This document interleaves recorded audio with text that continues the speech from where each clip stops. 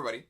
If you're going to eventually be going to college, unless your parents have a lot of money or you happen to be a four-time All-Stater in your high school band, odds are you're going to have to pay for it in some form or fashion. What if I told you that there was a way to not rack up a national average $30,000 in student loans to get your college degree? What if you could take your high school band skills and figure out a way to monetize them to find scholarships that would pay for not just a little, but nearly all of your undergraduate experience? It is never too early to start looking for scholarships, and with just a little bit of consistent work over a long period of time, you can potentially find a full ride scholarship and have your entire undergraduate degree paid for. And if you stick around until the end of the video, there are a few bonus tips that some real life college professors gave me that I want to share with you. When thinking about college scholarships, let's start here. The first thing you're going to want to do is to talk to your parents about college. You're going to want to share with them what you want to study, where you're looking at going to school, and you're going to want to have a discussion with them about any money that they might have saved, and be prepared for an answer of 0. The next thing that you're going to want to do if you're a senior is have your parents fill out the FAFSA. There are some links below to where you can find information about what the FAFSA is and where you can fill that out. But it is basically the way that you tell the Department of Education and the government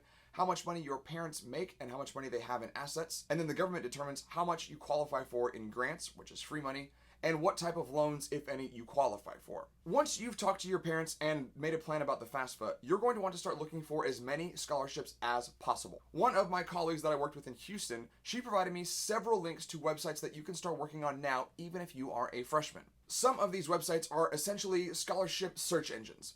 These websites will have you write out generic essays, fill out generic resumes, and you can apply for multiple scholarships in a day. In fact, Miss Couch, who I worked with in Houston, said that the #1 scholarship winner from her school last year wasn't even one of the top 100 students in their class rank. This means with hard work and consistent applications, you can win thousands of scholarships, more than even the top people in your class. I want to say that again. You do not need to be in the top 10%, have the best test scores, or the highest SAT scores to win scholarships. You need to be persistent and consistent. There are links below to multiple search engines that will help you find scholarships that you can apply for daily. When it comes to music scholarships, I have said before in other videos that there is a gold mine of full ride music scholarships out there. You just have to know where to look. In my area of North Texas alone, there are several small to mid-sized schools in smaller rural and suburban areas that offer scholarships. Schools like Navarro College, Midwestern State University, Tarleton State University.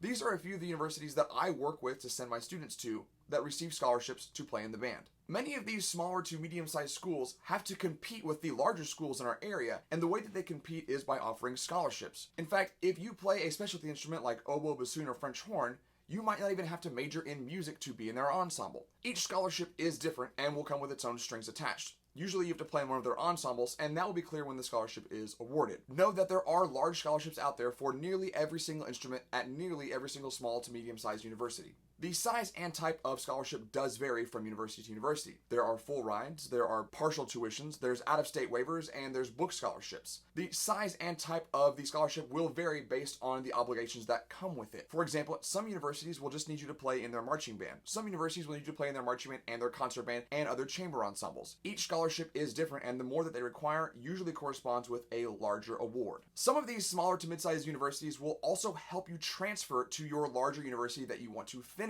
at. I know, for example, my friend and colleague Josh Buckrucker at Navarro College regularly helps his students transfer to the larger universities in Texas.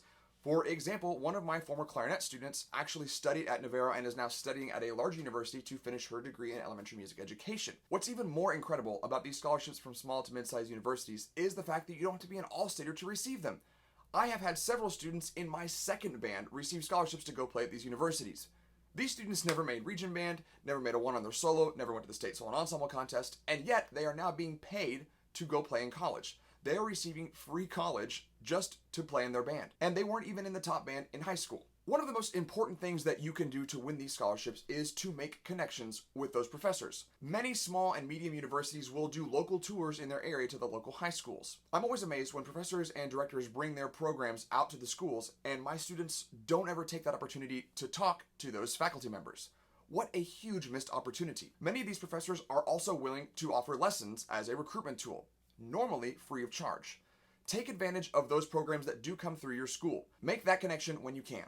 In fact, Dr. Sarah Dunbar, a friend of mine who now teaches at Midwestern State University, said, "I know that I am much more inclined to fight for a larger scholarship for students that I know and have built a relationship with. Playing ability obviously matters, but I want to know that they're going to be a good student. easy to work with, and someone that would fit in with the other students in the program. You can get a head start on this by working to build those connections early.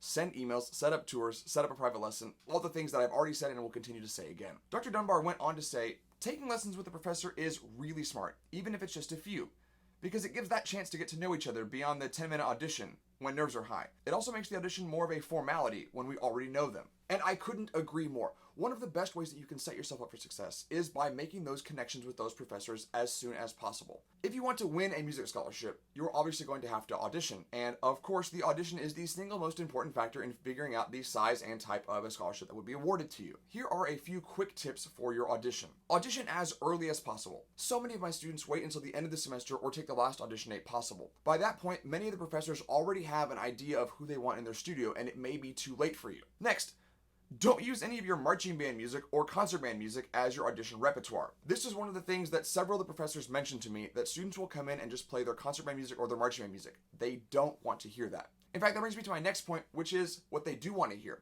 Be sure to check the website or contact the professor directly and ask them what the repertoire is. Normally, the audition will include some sort of combination of lyrical and technical etude and scales.